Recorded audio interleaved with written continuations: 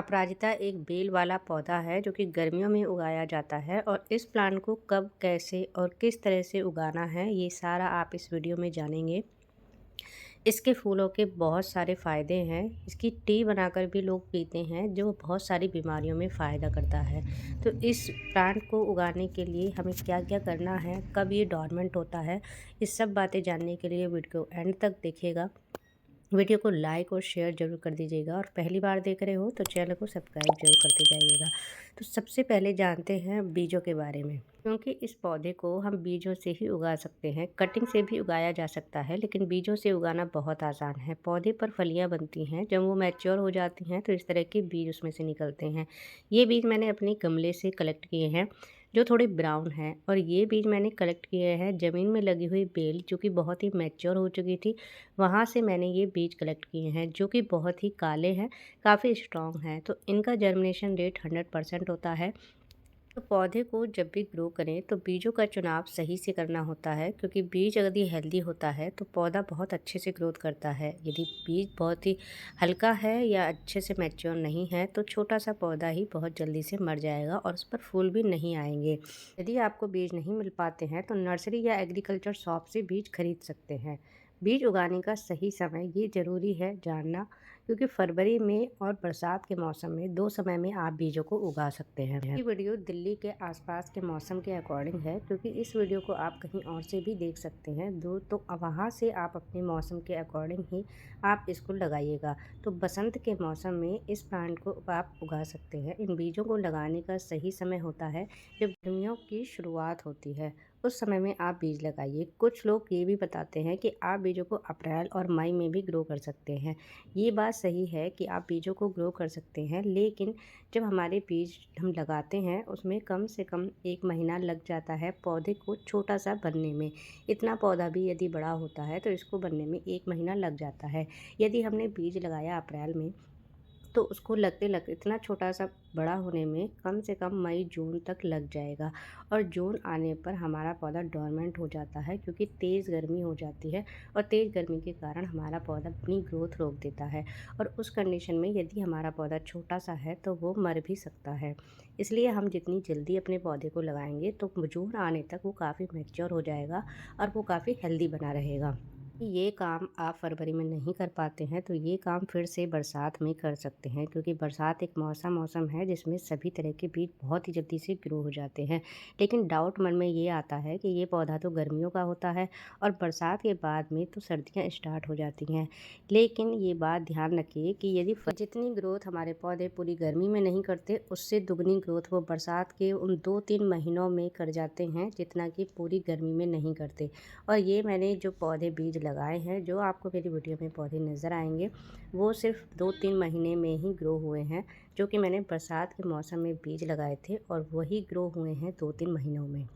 अब बात करते हैं पौधे की लोकेशन के बारे में। इस पौधे को 4-5 घंटे की धूप जरूर चाहिए। यदि ये धूप में नहीं रहता है तो ये बढ़ता तो ज़रूर है लेकिन इस पर फूल नहीं आएंगे, और यदि आपको फूल चाहिए तो इस पौधे को धूप में रखना बहुत ज़रूरी है। पर फूल नहीं आ रहे हैं, ये सबसे बड़ी समस्या है। कुछ लोगों के घर में बहुत बड़े बड़े प्लांट हो जाते हैं अपराजिता के, लेकिन फूल नहीं आते हैं, और कभी कभी हमारे छोटे से पौधे पर भी फूल आ जाते हैं। ये वन हैंड का एक प्लांट है मेरा, जिस पर छोटी सी कली आई हुई है, लेकिन ये कली खिली नहीं थी। इसकी वजह मैं बाद में बताऊंगी। लेकिन ये क्या वजह है कि हमारे पौधे पर फूल नहीं आते हैं और बहुत सारे फूल आते हैं। सबसे पहला काम हमें अपने पौधों में खाद का करना है। खाद हमें लिक्विड भी देनी है और ड्राई खाद भी आप दे सकते हैं।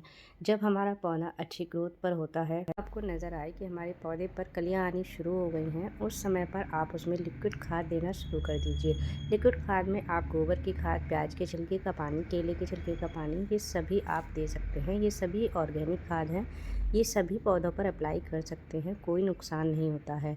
तो ये सारी खादें इजीली अवेलेबल भी हो जाती हैं। इनको जून या जुलाई के महीने में जब बहुत तेज़ गर्मी होती है उस समय पर नहीं देना है, क्योंकि उस समय हमारे पौधे की ग्रोथ रुक जाती है। यदि लगातार बारिश हो रही है और हमारे पौधे की मिट्टी गीली है तो उस समय पर भी लिक्विड फर्टिलाइज़र देना बंद कर दीजिए, क्योंकि बारिश का पानी खुद ही अपने आप में एक फर्टिलाइज़र का काम करता है। उस समय पर आप लिक्विड फर्टिलाइज़र को रोक दीजिए।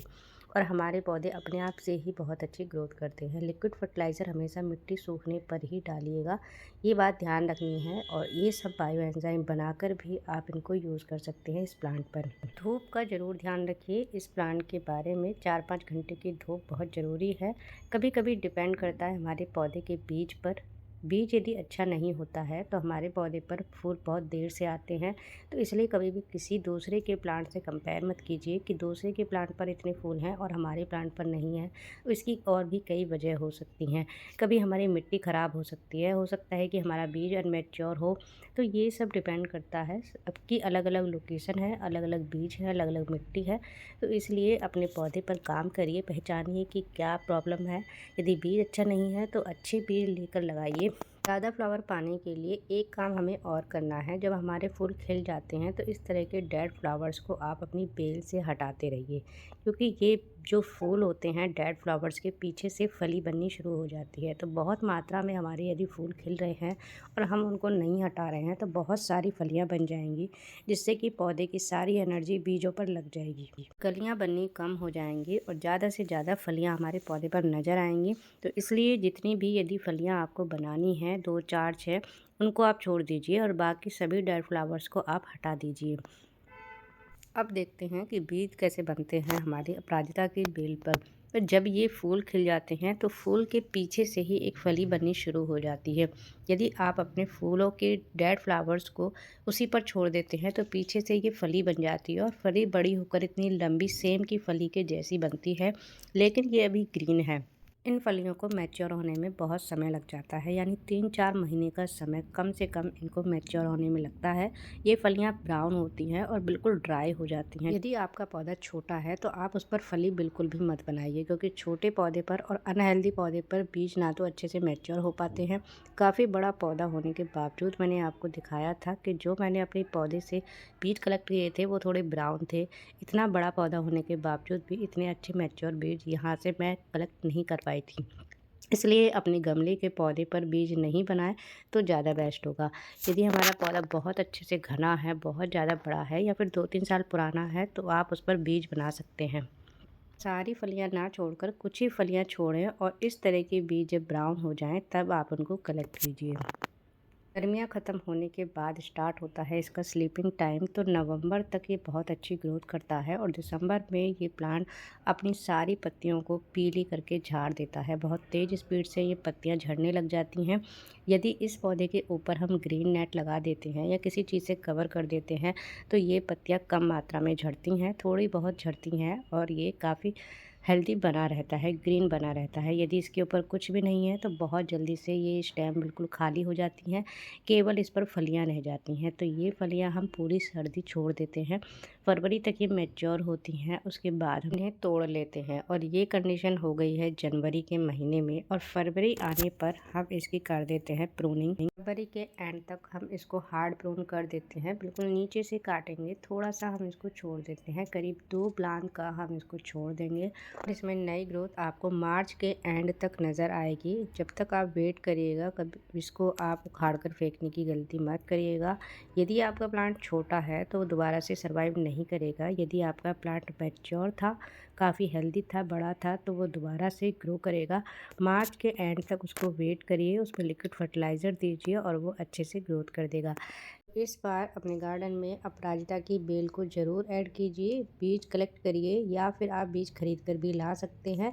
यदि आप फरवरी के एंड तक भी बीज लगा देते हैं तो वो ग्रो हो जाएंगे, यदि नहीं तो बरसात तक अपने बीजों को ज़रूर लगा दीजिएगा और आपका प्लांट इसी तरह से हेल्दी ग्रोथ करता रहेगा। कोई पॉइंट अगर रह गया हो तो कमेंट में आप पूछ सकते हैं, क्योंकि बहुत सारे पॉइंट्स होते हैं जिनको हम एक ही वीडियो में कवर नहीं कर सकते हैं। मेरे चैनल पर प्लेलिस्ट है अपराजिता नाम से, उसमें अपराजिता के बारे में जितनी भी वीडियोस मैं बनाती हूँ उसमें मैं आपको आसानी से मिल जाएंगी। तो थैंक यू फॉर वॉचिंग और हैप्पी गार्डनिंग।